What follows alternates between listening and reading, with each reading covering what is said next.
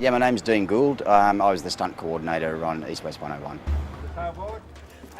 And Mark C. 403, take one.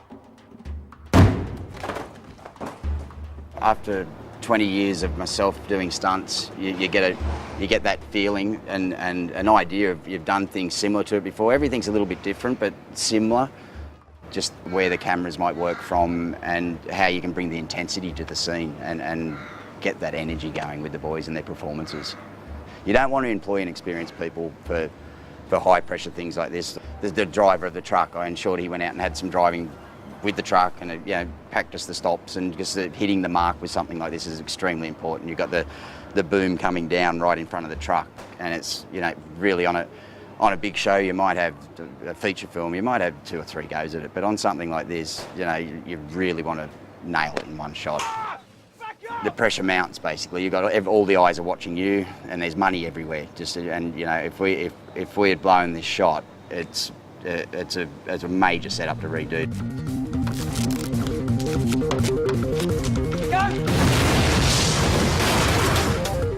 Once the heist happened and the shootout happened, they blew open the back of the van.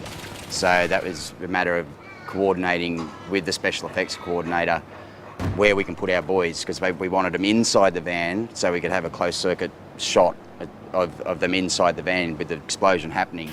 And we had to make sure that the explosion was heading in the right direction and what I needed to put on the boys to make them safe.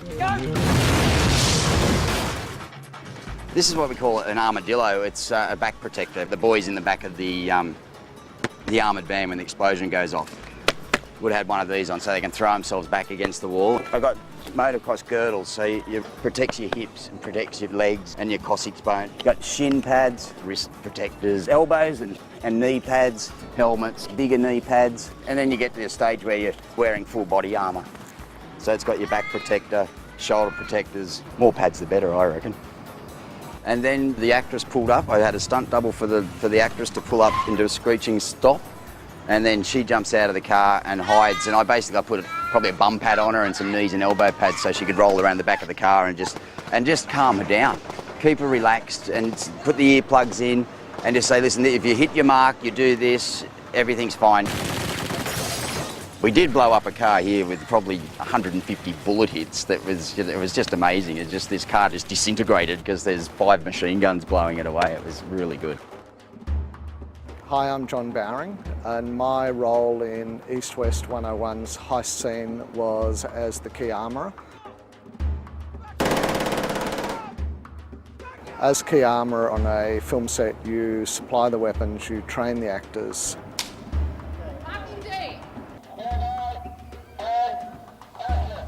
The scene itself requires that each man fired his weapon to empty and then reloaded. So each man fired 2 magazines, which from the AK-47s was 60 rounds a person, and from the micro Uzi was 40 rounds. So there were 990 something blanks fired for the day. Peter wanted to represent an unstoppable hail of ammunition to pin down the officer at the other end of the street. Stop, police! Don't move!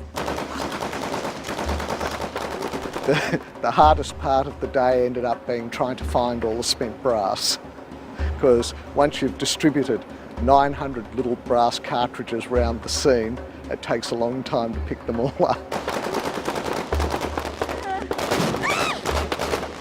It's very hard to stand there and have someone point a gun, which you know is loaded with blanks, in your general direction. The noise in here while they're firing is deafening, even when you have ear protection in. And if you can imagine that they fired 340 rounds in about 15 seconons, that's a lot of noise.